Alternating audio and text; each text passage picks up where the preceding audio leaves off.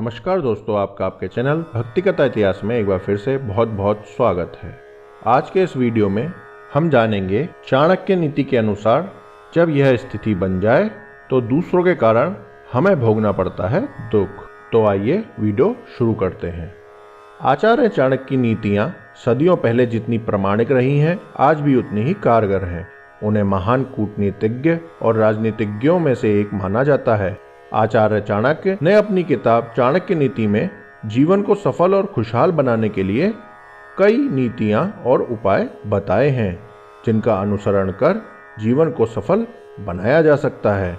चाणक्य ने अपनी नीति शास्त्र के 6वें अध्याय के 10वें श्लोक में बताया है कि हमें कब दूसरों के कारण परेशानियों का सामना करना पड़ता है। राजा राष्ट्र कृतम पापम राज्ञः पापम पुरोहितः भर्ता च स्त्री कृतम पापम शिष्य पापम गुरुस्तथा। चाणक्य कहते हैं कि पति पत्नी को एक दूसरे के द्वारा किए गए गलत कामों का फल भोगना पड़ता है। अगर पति कुछ भी गलत करता है तो उसका फल पत्नी को भोगना पड़ता है, और अगर पत्नी कुछ गलत करती है तो उसका फल पति को भोगना पड़ता है। इसलिए परेशानियों से बचने के लिए पति पत्नी को एक दूसरे को गलत कामों से रोकना चाहिए। चाणक्य कहते हैं कि अगर सरकार में मंत्री या सलाहकार अपना काम ठीक से नहीं करते हैं और राजा को सही या गलत कामों की जानकारी नहीं देते हैं या उचित सुझाव नहीं देते हैं, तो राजा के गलत कार्यों के जवाबदार पुरोहित, सलाहकार और मंत्री ही होते हैं। इसीलिए पुरोहित का कर्तव्य है कि राजा को सही सलाह दे और गलत कार्यों को करने से रोके।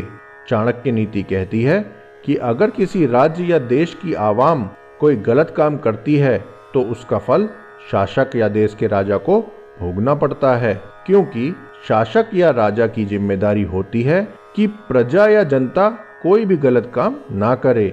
अगर राजा अपना काम ठीक तरह से नहीं कर पाता है तो जनता राजा का विरोध करने लगती है, और ऐसी स्थिति उत्पन्न होने पर दोषी राजा को ही माना जाता है। इस श्लोक के माध्यम से चाणक्य ने बताया है कि यदि शिष्य गलत काम करता है तो उसका बुरा फल गुरु को ही मिलता है। इसलिए गुरु की यह जिम्मेदारी बनती है कि शिष्य को गलत रास्ते पर जाने से रोके और सही काम करने के लिए प्रेरित करे, क्योंकि अगर गुरु ऐसा कर पाने में सक्षम नहीं हो पाते हैं तो इसका दोष गुरु को ही लगता है। तो इसीलिए दोस्तों, हमें कभी किसी को गलत राह नहीं दिखानी चाहिए। यदि हम दूसरे के प्रति कोई गलत काम करेंगे तो उसका फल हमें भोगना पड़ेगा। तो दोस्तों, ये थी आज की चाणक्य नीति। अगले वीडियो में अगली चाणक्य नीति लेके प्रस्तुत होंगे।